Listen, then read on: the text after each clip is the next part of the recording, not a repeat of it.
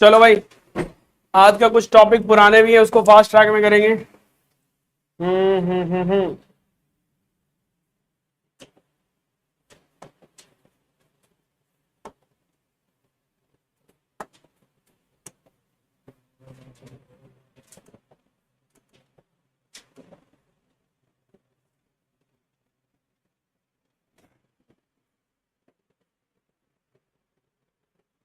हाँ भाई,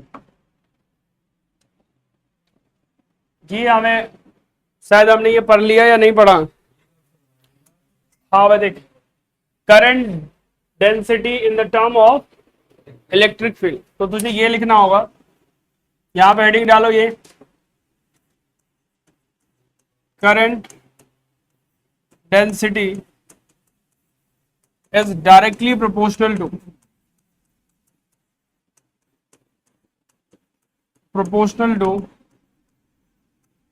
electric field. Current density electric field के डायरेक्टली प्रोपोर्शनल टू होता है, यानी ये। ठीक, जब हम इसको इक्वल करते हैं तो एक कांस्टेंट आता है रो, सिग्मा। सिग्मा को क्या कहते हैं? Conductivity. Conductivity of the conductor, conductor की कंडक्टिविटी कहलाती। ठीक है जी, ये फॉर्मूला नॉर्मल है, इसके भी यहाँ पे क्वेश्चंस वगैरह एमसीक्यू में सॉल्व होने के लिए जरूरत पड़ता है। ठीक है, तो ये current density in term of electric field, दोनों वेक्टर हैं। Current density is directly proportional to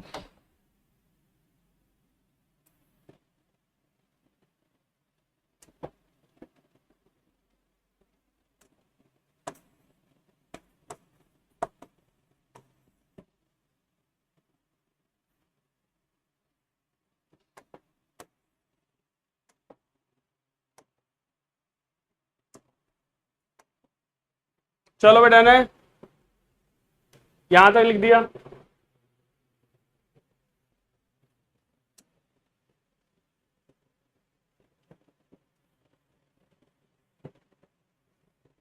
current density in term of electric field. अब यहां से देख, एक चीज हम देखते हैं,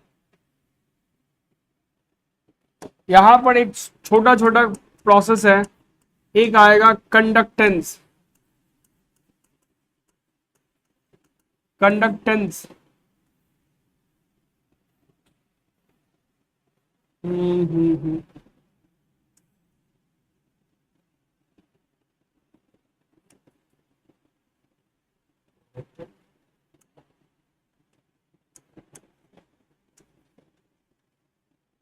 स्मार्ट सपोर्ट ड्यूअल मोड, क्या ओपन हो गया?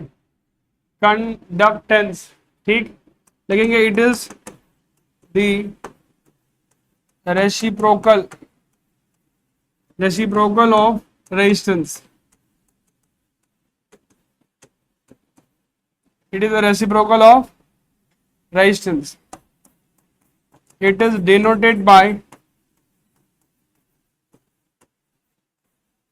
ये जी से, और जी जो होता है वो 1/r हो जाता। सो एसआई यूनिट क्या होगा? यूनिट ऑफ जी। देखो भाई, ओम का रेजिस्टेंस क्या होता है? ओम। और ओम का उल्टा क्या होता है? मोह। क्या होगा? मोह।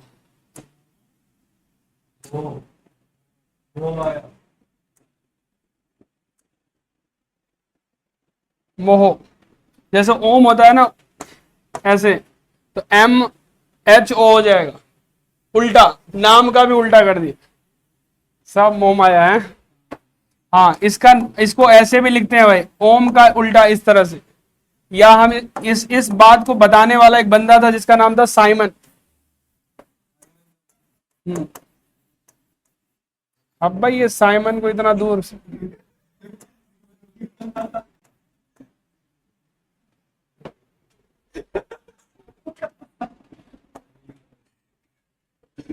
ये कुछ स्मार्ट बन गया है लग रहा है बोर्ड। इसके मुंह में रुई डालो, ये इतना इतना जोर से चिल्ला रहा है, रुई डाल भाई इसके मुंह में। हाँ भाई इसका साइमन है और इसका ऐसा यूनिट एस भी हम बोल सकते हैं। चलो भाई देख दूसरा, उसके बाद आता है कंडक्टिविटी।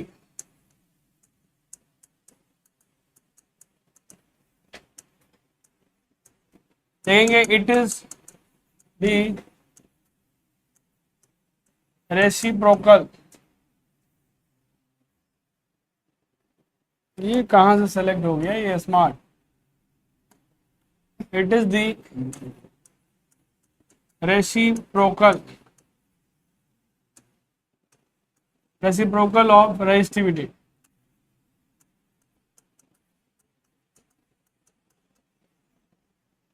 कहां से ये कनेक्शन चालू हो गया है भाई।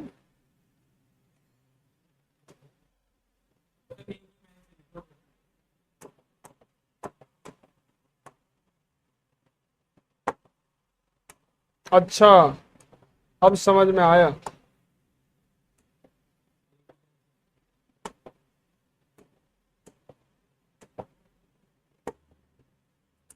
चलो अब सही, अब नहीं हो।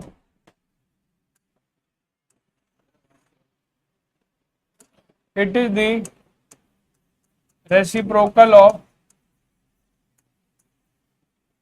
रेजिस्टिविटी। ये रेजिस्टिविटी का उल्टा होता है बालक।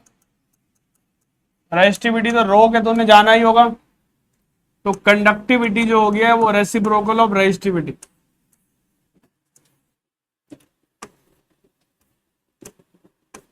It's SI unit. इसका एसआई यूनिट क्या होगा बालक। हाँ इसका होता है ओम मीटर, तो इसका होगा साइमन मीटर या मोहो। ये होगा, देखो इसका उल्टा ओम मीटर होता है तो इसका उल्टा हो जाएगा, तो ओम इनवर्स मीटर इनवर्स, तो इसको साइमन मीटर इनवर्स भी बोला जाता है। S indicate for the Simon.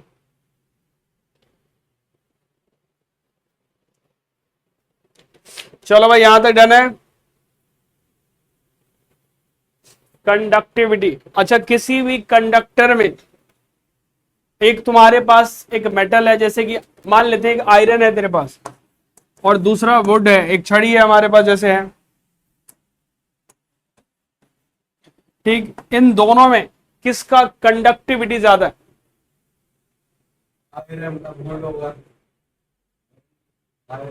Conductivity ज्यादा होने से क्या होता है, वो रेजिस्टिविटी कम हो जाती है। कंडक्टिविटी का मतलब होता है इलेक्ट्रॉन ज्यादा होना, ज्यादा इलेक्ट्रिसिटी पास होना। लक्कड़ से तो पास करेगा नहीं, तो यही है कंडक्टिविटी। रेजिस्टिविटी का मतलब रुकावट, सबसे ज्यादा रेजिस्टिविटी किसका होगा, वुड का, तो इसीलिए इसकी कंडक्टिविटी कम हो जाएगी। तो ये ध्यान रखना कंडक्टिविटी और कंडक्टेंस की कहानी। ओके डन है। चलो भाई नेक्स्ट देखते हैं। नेक्स्ट हमारे पास क्या कह रहा है, हाँ तो डू लिख दो।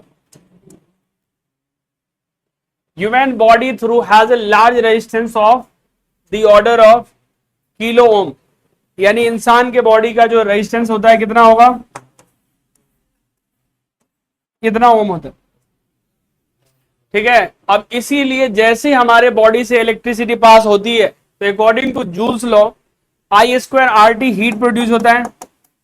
आई स्क्वायर आर टी, जैसे तुझे पता होना चाहिए किसी भी इंसान से जैसी करंट पास होती है और वो जल जाता है, देखा होगा ऐसा बहुत सारे वीडियो वायरल्स होते हैं कि जी इलेक्ट्रिसिटी को टच किया और वो जल गया। बहुत बार ऐसा हुआ था कि बच्चा किसी पोल्स के पास से गुजर रहा था, उसके हाथ गलती से वो लग गया, जो वायर होती है ना जो नीचे ग्राउंड को टच करता है, और उसको छू दिया और वो बच्चा गिरा और उसकी पूरी बॉडी जलना शुरू हो गई। How is it possible.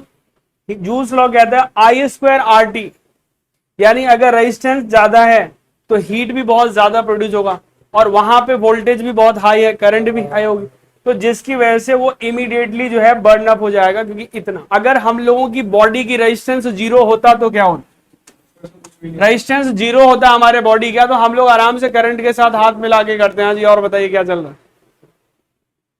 Resistance होने की वजह से, इलेक्ट्रिसिटी से हमें प्रॉब्लम नहीं है, प्रॉब्लम किससे है, रेजिस्टेंस से। अगर रेजिस्टेंस जीरो हो गया तो इलेक्ट्रिसिटी हमारा फ्रेंड हो जाएगा। आराम से तुम इलेक्ट्रिक चल रहा है, मुंह से छू ले, हाथ से छू ले, कैसे भी टच कर ले, कोई फर्क नहीं पड़ता। लेकिन बिना ग्लव्स के, ठीक, वैसे तो बिना ग्लव्स के अभी भी पकड़ सकता है, हाँ, लेकिन यहां पर है कि तुम कैसे कनेक्ट हो रहे हो, ये मैटर करता है। तो तुम कहोगे, ये एक बार एग्जाम में आया था कि एमसीक्यू में question, the resistance of the human body, option में बहुत सारे दिया हुआ था, इसीलिए तुम्हें ये याद होनी चाहिए और इसको लिखना है, फास्ट ट्रैक में लिखो। The resistance of the human body is 10,000 ओम, और 1 एम्पियर करंट में कितना इलेक्ट्रॉन पास होता है ये भी तुझे पता होना चाहिए। 6.25 इंटू 10 के पावर 18 इलेक्ट्रॉन, इतना इलेक्ट्रॉन पास होता है जब 1 एम्पियर करंट पास होती है। तो सोचो, 1 इलेक्ट्रॉन को करने के लिए इतना एम्पियर, और तुम्हारे घर में कितनी एम्पियर की करंट आती है, बताएगा कोई? घर में कितने एम्पियर की करंट आती है? 50 एम्पियर की, 5 एम्पियर की, 500 एम्पियर की। पता चल रहा है कि आप लोग बढ़िया सा कल 10th क्लास में लग रहा है किसी को बिठा के आए थे। हाँ भाई, 5 एम्पियर इज द करेक्ट, ठीक। तो हर्षित ने सही जवाब दिया वैसे। हाँ, लेकिन देखो हमारे घर में 2 तरह की करंट आते हैं, एक 15 एम्पियर की और दूसरा 5 एम्पियर की। वैसे तो 15 एम्पियर की ही करंट आती है, 5 एम्पियर की नहीं आती है। लेकिन प्रॉब्लम क्या होती है कि हम वायरिंग जो करते हैं उस पर भी डिपेंड करता है करंट की वैल्यू। जो देखना कि जो तुम्हारे इस लेवल के ऊपर की बोर्ड होंगे, ठीक, उस सब में 5 एम्पियर की करंट आए, और जो बोर्ड तुम्हारे नीचे होंगे, कमर से नीचे वाली बोर्ड जो ग्राउंड नीचे लेवल पे, उस सब में 15 एम्पियर की। जैसे 2 तरह के बोर्ड होते हैं हमारे घर में, पावर बोर्ड और दूसरा नॉर्मल बोर्ड, जिससे सारे चीज कनेक्ट होता है। पावर बोर्ड जहां भी लगा होगा, जैसे एसी को कितनी करंट चाहिए, 5 या 15? 15। फ्रिज को कितना चाहिए? 15। जो तुम घर में प्रेस कभी कदाल करते हो उसको कितनी करंट चाहिए? 15 एम्पियर, ठीक। तो जो तुम्हारे बाथरूम में जो गीजर लगे होते हैं उनको कितना चाहिए? 15। लेकिन पंखे को कितना चाहिए? 5। बल्ब को कितना चाहिए? मोबाइल फोन को कितना चाहिए? 5 एम्पियर, ठीक। वैसे उससे भी कम होता है, लेकिन हम जो सर्किट में चार्जिंग के लिए कनेक्ट करते हैं वो उसमें करंट 5 एम्पियर ही आता है, ठीक। तो ये होता है, तो तुझे ये पता होना चाहिए। अब सोचो, कह रहा है 1 एम्पियर करंट पास होने के लिए इतनी इलेक्ट्रॉन पास होता है, तो सोचो कि 5 एम्पियर के लिए कितना होता होगा, 10 एम्पियर के लिए कितनी करंट पास होती है। तो एक, जैसे तुम्हारे पास एक क्यूब का मतलब जानते हो ना, 1 मीटर क्यूब। 1 मीटर क्यूब का मतलब, इमेजिन करो कि 1 मीटर की लेंथ है, मान लो कि इसकी लेंथ मैं मान लेता हूं 1 मीटर, ये, ठीक। 1 मीटर इसकी हाइट भी है, और 1 मीटर इसकी लेंथ भी है, और 1 मीटर उसकी ब्रेथ भी है। ये थोड़ा कम है, ये इसको भी थोड़ा बड़ा कर लो, तो ये पूरा कैसा बन जाएगा? Cube shape. 1 metre length, 1 metre breadth, 1 metre cube shape में कितने इलेक्ट्रॉन्स होते हैं, पहले ये बताओ। 10 के पावर 29 इलेक्ट्रॉन पर मीटर क्यूब होता है। कॉपर की बात कर रहा हूं, एक कॉपर में इतने इलेक्ट्रॉन्स होते हैं, ठीक। इसीलिए कॉपर, इससे ज्यादा किसमें होता है? सिल्वर में। तो कोई पूछता है कि सबसे बेस कंडक्टर कौन सा है? सिल्वर। दूसरे नंबर पे कॉपर, उसके बाद एल्यूमिनियम, ठीक है जी। तो ये आपको दोनों चीज लिख दिए, डन है। जल्दी से लिखिए, फास्ट ट्रैक में आगे बढ़ते हैं। ये भी लिख दीजिएगा कि कॉपर के अंदर, कहाँ है किलो भाई?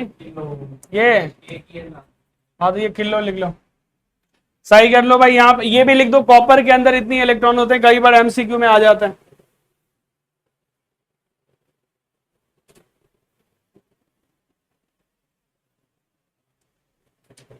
हाँ भाई बताओ कनिष्ठ, ह्यूमन बॉडी का रेजिस्टेंस कितना होता है? 10,000 ओम। ओम का उल्टा को क्या नाम देते हैं? महो। साइंटिस्ट का नाम बता, महो को क्या बोलते हैं? साइमन जी। चलिए जी, बहुत अच्छी। इसको शॉर्ट फॉर्म में भी लिख सकते हो, 1 एम्पियर का मतलब इतनी इलेक्ट्रॉन। चलो भाई आगे बढ़ते हैं। चलो भाई, क्वेश्चन है मजाक सा, देखो क्या है। Copper wire of length 1 metre, हाँ जी, एक बार देखिए ट्राई करके। 1 मीटर दिया हुआ है और रेडियस दिया है 1 mm। क्वेश्चन लिखना है। हाँ भाई, लिखना ही है। Join in the series iron wire of length इतना और रेडियस इतना, and current is passing through the wire, the ratio of current density in the copper and iron wire is both. ठीक है जी, दो वायर है, दोनों को सीरीज में कनेक्ट कर दिया। जैसे कि मान लो तुम्हारे पास कॉपर वायर है और दूसरा क्या है, iron wire.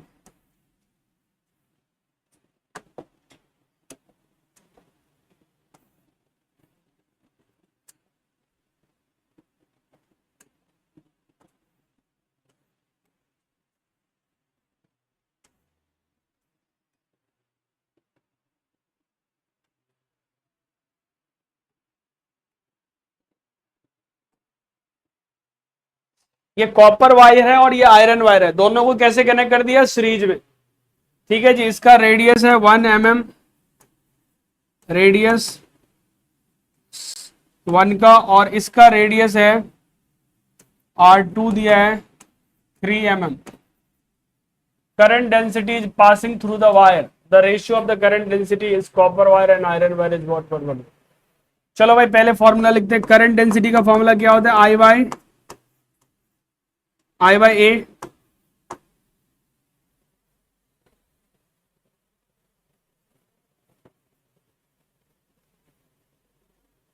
Current is passing कैसे आएगा?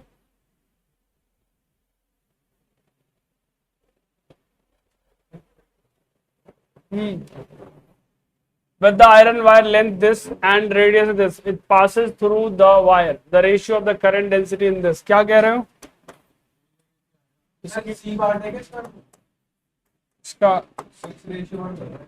कैसे है, डायरेक्ट।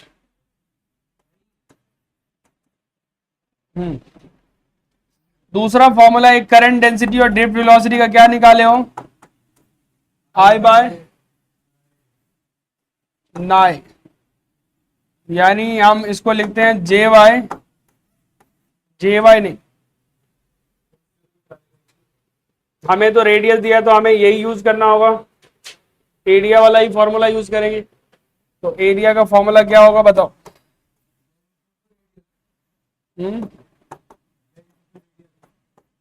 पाई आर स्क्वायर।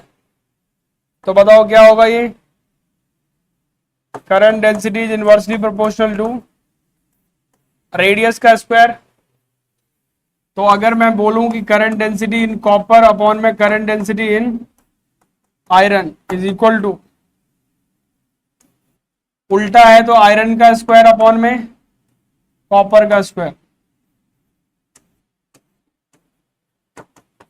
तो 3 mm अपॉन में 1 mm,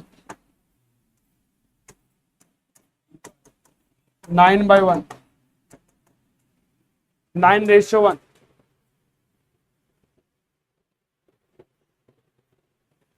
क्या हुआ,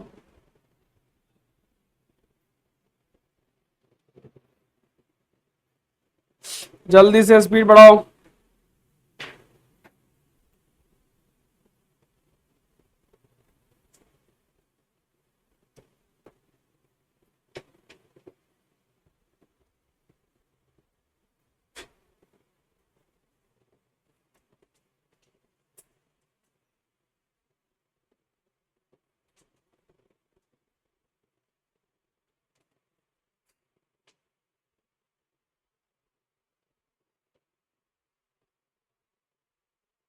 आ गया बालक, next.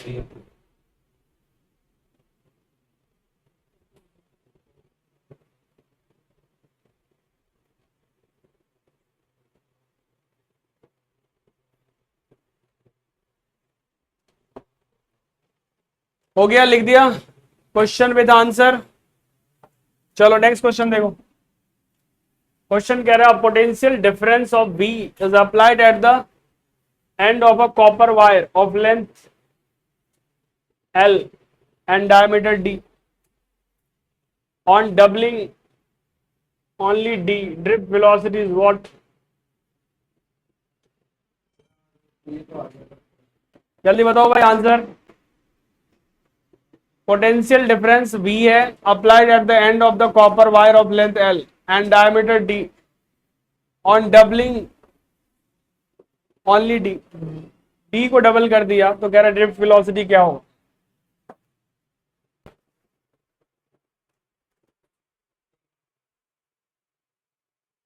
becomes 2 times, does not change, becomes half 4 times। बोलिए जल्दी से निकालिए। चेंज आ रहा है। No change. नो चेंज आ रहा है। हाँ जी, आंसर नोट्स में लिख लीजिए। Drift velocity does not depends on diameter of the conductor।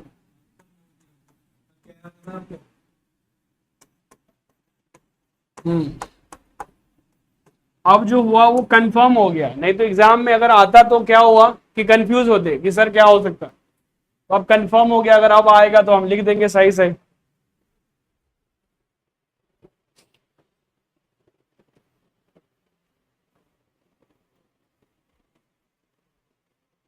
Answer answer लिख देना डायरेक्ट। ड्रिफ्ट वेलोसिटी मतलब नॉट इफेक्टेड, तो लिख दिया भाई। क्या बात करता है भाई, मेरे निकालने से पहले तू लिख देता।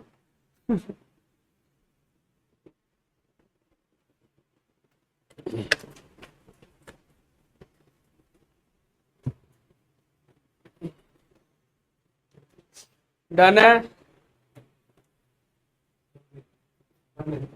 Confirm done. चलो next.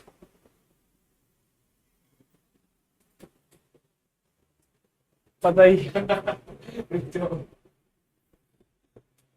Two wire A and B of same material having radii are the ratio of this. The carry current in the ratio of this. The ratio of the speed of the electron in A and B. Electron की speed, कौन सा speed पूछ रहा है ये? Drift ही है, लेकिन वो मेंशन नहीं किया, लेकिन तुझे समझ जाना है कि वो ड्रिफ्ट ही बोला है। आई बस आई। बिल्कुल सही बोला तूने, आई बाय नाई। ये नहीं है क्यों बना। सही है भाई गधे, आई बाय नाई। क्या बात करता है भाई, देख रहा है बिना पेन उठाए आंसर देने की कोशिश कर रहा है। हाँ भाई आंसर ए आ रहा है। गलत है, गलत है। देखो तुम्हारे पास दिया 2 what this having radius same, R1/R2 कितना दिया है? 1/2, और I1/I2 दिया है 4/1। The ratio of the drift velocity, देख भाई इधर ध्यान से कि डबल दैट कर देना है तुझे। ड्रिफ्ट वेलोसिटी कैसे निकालेंगे? VD1 अपॉन में VD2, तो बता I1/I2 इंटू में इसका क्या लिख सकते हो? I/πr² लिख सकते हैं, NE, तो तुझे आ जाएगा R2/R1 का होल स्क्वायर। तो देख भाई 4/1 इंटू में 2/1 का स्क्वायर।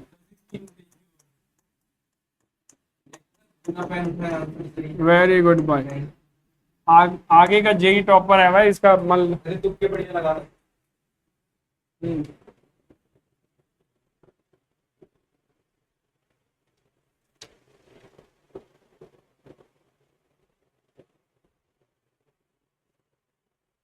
डन। यही क्वेश्चन सबको तुझे इतनी प्रैक्टिस करनी है, मैं लिख के दे सकता हूं, बोर्ड में तुम्हारे नोटबुक के 95% क्वेश्चन आएंगे, 95%। और तू देखना कि लोग रोते हुए आएंगे कि फिजिक्स का पेपर टफ गया है। तू अपनी कॉपी को चाट जा, तू हमेशा हंसते हुए आएगा पेपर देते हुए।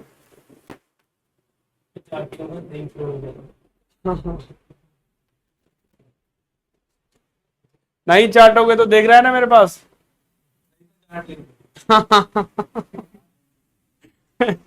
सही है भाई।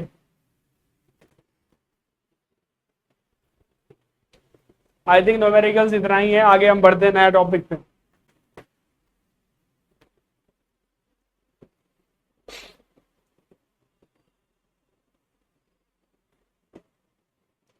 कहानी थोड़ी लंबी होगी इसमें, लेकिन लिखना पड़ेगा। डन है भाई, यहां तक ये क्वेश्चन समझ में आ गया। यहां से एरिया को पाई आर स्क्वायर, तो देखो ड्रिफ्ट वेलोसिटी का रेडियस इनवर्सली हो गया, करंट डायरेक्टली हो गया, इसीलिए डायरेक्ट लिख दे I1/I2 और रेडियस को उल्टा करके लिख दे R2/R और इसको उल्टा कर दे, आंसर आ जाए। चलो भाई नेक्स्ट। हाँ भाई, अब तुम्हारे पास क्या है, ये ऑलरेडी हमने पढ़ चुका है। हाँ, ये तो कह रहा variation of resistance of the some electrical material with temperature. Metal की बात करते हैं। मेटल में क्या होता है, temperature coefficient of resistance alpha वो ग्रेटर देन 0। मैंने लिखवा दिया था, कंडक्टर के लिए क्या होता है, ये पॉजिटिव होता है, लेकिन पेपर में जो है एमसीक्यू वगैरह में ऑप्शन ऐसा लिखा होता है अल्फा इज ग्रेटर देन 0, तो इसका मतलब पॉजिटिव होता है, इतना तो पता ही है। हाँ तो ये है। तो इसके बाद लिखा है the resistance increasing with temperature. अगर अल्फा पॉजिटिव आ रहा हो, तुझे मान लो इसके बारे में चर्चा नहीं करे, तुझे कोई बोलेगा ऐसा, आप क्वेश्चन देख, इसको कहते हैं घुमा के पूछना। अगर तुझे एग्जाम में डायरेक्ट पूछ दे कि भाई मेटल का अल्फा की वैल्यू क्या होगी, तो तुमने कहा पॉजिटिव या तो ग्रेटर देन 0, लेकिन तुझे अब क्वेश्चन को घुमाने का, सेम चीज पूछ रहा है लेकिन तुझे घुमा के कैसे पूछेगा, कहेगा कि एक मटेरियल है आपके पास वाई, जिसके बारे में कुछ भी बोल सकता है, वाई है जिसकी लेंथ ये है, ब्रेथ ये है, कुछ भी। अब इसके इस वाई के लिए अल्फा की वैल्यू पॉजिटिव आ रही है, वाई के लिए अल्फा की वैल्यू पॉजिटिव आ रही। तो अब तुमसे क्वेश्चन पूछ रहा है कि बताओ कि अगर मैं टेम्परेचर को बढ़ाऊं तो वाई का रेजिस्टेंस पे क्या फर्क पड़ेगा, रेजिस्टेंस इंक्रीज हो जाएगा। ठीक है जी। और तू इसको क्यों देख रहा है बार बार, हिल रहा है। हिल रहा है, उसको तकलीफ है बेचारा को। ठीक है जी। तो आपने मेटल के लिए लिख रखा है, तो देखो शॉर्ट फॉर्म में लिखो भाई, हेलो ऐसे लिखो, इसमें जो भी लिखा है तुझे पहले लिखना है मेटल, लिखो मेटल, और मेटल के लिए पहला पॉइंट लिख दो कि अल्फा जो होता है वो ग्रेटर देन 0 होता है, और दूसरा पॉइंट लिखना कि टेम्परेचर बढ़ाने से रेजिस्टेंस भी क्या होगा, बढ़ जाएगा। इस कहानी नहीं लिखना है तुझे, समझ लिख सकते हो, नहीं लिख सकते हो, मैंने तो बता दिया साथ में। नहीं ये नहीं करवाया था मैंने, बस तुझे फॉर्मूला लिखवाया। लिख अभी जल्दी से, ये इसको शॉर्ट फॉर्म में लिख दे, बाकी तुझे समझ, या तो एक का लिख ले भाई, एक काम कर पहला वाला लिख ले, बाकी में तुझे शॉर्ट फॉर्म में ऐसे लिखना, इसी तरह से कहानी बनाना। For the metal there temperature coefficient of resistance alpha greater than 0, so resistance increase with increasing the temperature, with increasing the temperature लिख देना यहां पे, with increasing the temperature, with temperature increase।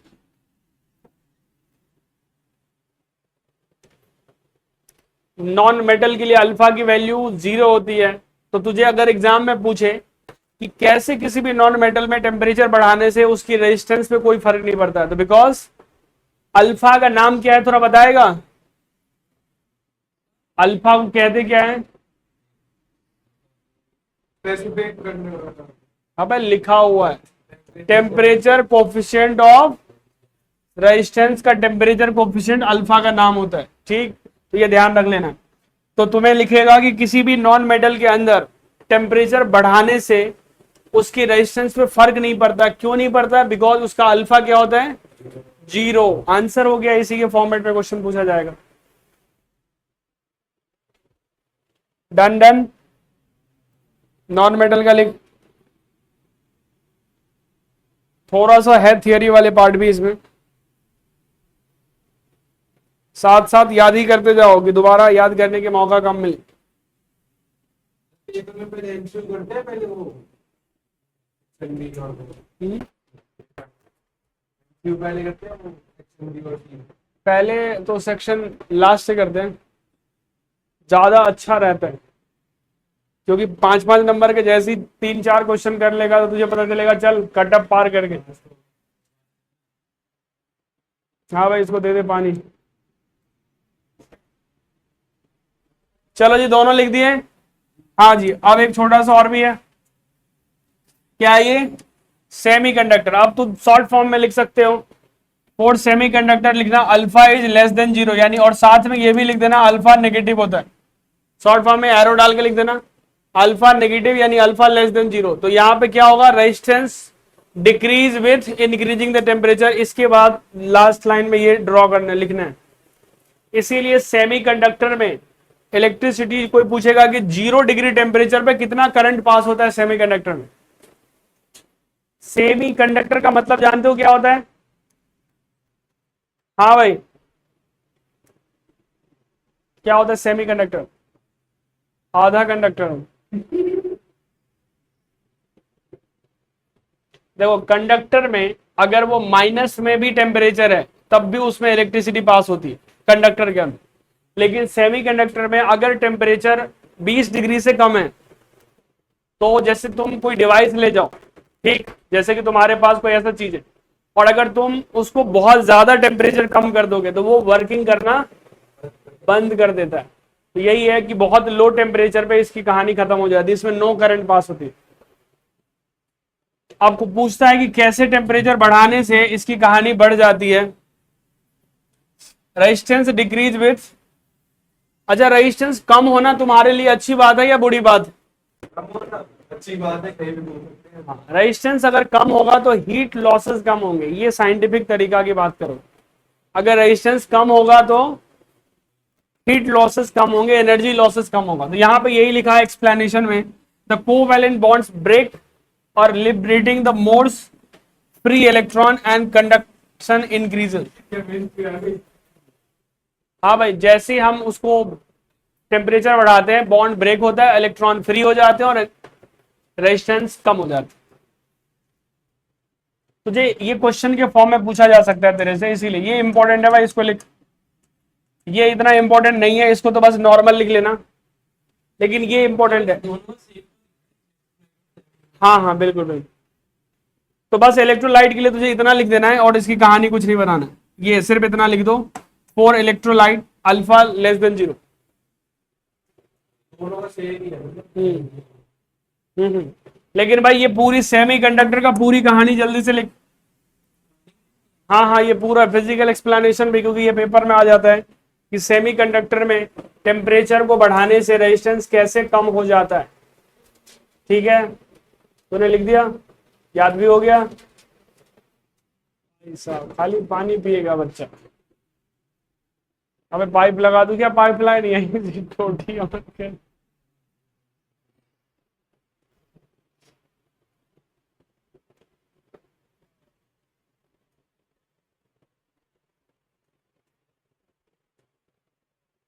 Done है। इलेक्ट्रोलाइट के लिए बस इतना लिख दे, अल्फा इज लेस देन 0, यानी लेस देन 0 का मतलब नेगेटिव। फिजिकल एक्सप्लेनेशन सेमीकंडक्टर का लिखना जरूरी था ना, इसका लिखने की जरूरत नहीं। हाँ भाई, एलॉय के बारे में बात कर लेते हैं, ठीक है। एलॉय तो जानते ही हो, हाँ एलॉय व्हील्स, सारे व्हील्स एलॉय ही आते, नहीं तो एलॉय से स्ट्रेंथ बढ़ जाता है मटेरियल्स का, ठीक। तो यही है, पहली बात तो ये है फॉर एलॉय अल्फा क्या होता है? Small positive value. ये इस लाइन को तो पूरा लिखना ही है, एलॉय के लिए अल्फा की वैल्यू स्मॉल पॉजिटिव होता है। सो इसी वजह से ऐसा होता है। So with the rise in the temperature resistance of the alloy almost constant. इसीलिए एलॉय में एक बेनिफिट यही है कि तुम टेम्परेचर बढ़ाओगे तो रेजिस्टेंस पे इसका कोई ज्यादा फर्क नहीं पड़ने वाला।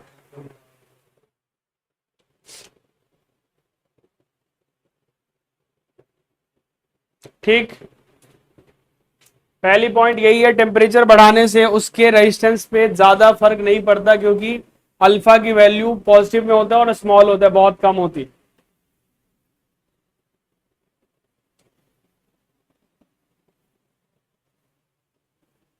दूसरा पॉइंट है, alloy resistance slightly higher than the pure metal. तूने पढ़ा होगा बहुत सारे ऐसे एलॉय नाइक्रोम वगैरह जहां पे क्या होता है, इसकी रेजिस्टेंस बहुत हाई होती है।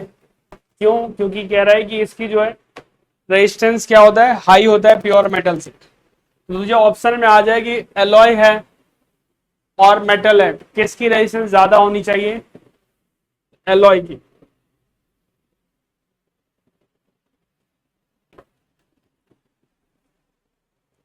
एलॉय की जितने भी वायर बनते हैं, रेजिस्टेंस बॉक्स का, जिसको मीटर ब्रिज कहते हैं। मीटर ब्रिज का मतलब, जो व्हीट स्टोन ब्रिज पढ़ोगे ना, तो व्हीट स्टोन ब्रिज हम एलॉय का ही बनाते हैं। पोटेंशियोमीटर जो सिलेबस से डिलीटेड है, इसको भी बनाने के लिए एलॉय का ही इस्तेमाल होता है। ठीक, रेजिस्टेंस, और एक होता है मीटर ब्रिज और एक होता है व्हीट स्टोन ब्रिज। तो ये मीटर ब्रिज भी हमारे सिलेबस से कट चुका है, पोटेंशियोमीटर भी, लेकिन कंपटीशन एग्जाम में दोनों चीज आ रहे हैं। तो कौन सा एलॉय हम इलेक्ट्रिसिटी में इस्तेमाल करते हैं, ये तुझे पता होना चाहिए। क्या नाम है इसका? हाँ हाँ, कांस्टेंट टेन वायर होता है, मैग्नीन, हाँ, और नाइक्रोम, यही तीन होते हैं। ठीक, कांस्टेंट वायर ये जो बॉक्स बनाने के लिए एसी वायर का इस्तेमाल करते हैं, और नाइक्रोम का इस्तेमाल तुझे पता ही होगा कहाँ करते हैं। वायर जो जितने भी ये जो हीटर वगैरह आते हैं ना, और या इलेक्ट्रिक प्रेस होता है, वहां पे हम नाइक्रोम वायर का इस्तेमाल करते हैं।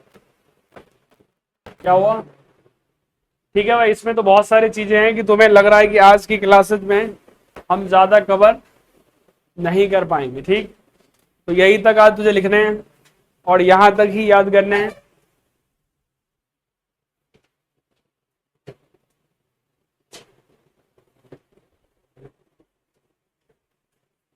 अगली क्लास में याद करके आना भाई, और एटलीस्ट कॉपी तो तीनों क्लास का लेके आना, मतलब कॉपी, क्योंकि सुनने का प्रोसेस कल डंडा के साथ होगा। शुरू से लेके अभी तक हम कुछ भी सुन सकते हैं और कभी भी सुन सकते हैं। और तुम, मैग्नीन का स्पेलिंग सही नहीं, सही है भाई, इसको जी के बाद एक, हाँ ये इसको कर ले। गलती अगर है तो सही करना जरूरी है भाई। नाइक्रोम मीटर, ठीक है, लिख दिया ये यहां तक कंप्लीट। हाँ भाई, यही तक करना है, आगे बाद में देखेंगे। ठीक है, विशेष जानकारी के लिए नेक्स्ट क्लास में करेंगे, तब आप लोगों को सुपर बनाएंगे, सुपर कंडक्टर पढ़ाने के। हाँ हाँ, चलो भाई यहाँ तक लिख लो, कंप्लीट करके आओ।